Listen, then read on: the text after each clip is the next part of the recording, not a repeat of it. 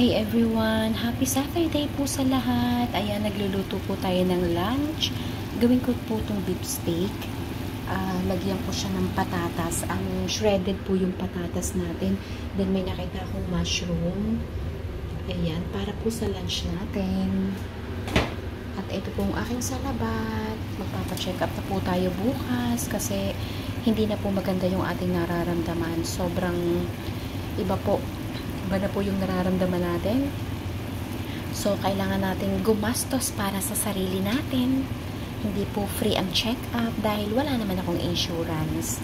So, ayan guys, sa lahat ng mga OFW dito sa UAE, pilitin nyo po na magkaroon kayo ng insurance para pag nagkasakit kayo, hindi po masyadong malaki ang inyong gagastusin. So, ayan, cooking my lunch, beef steak ala Bibian, ala babes.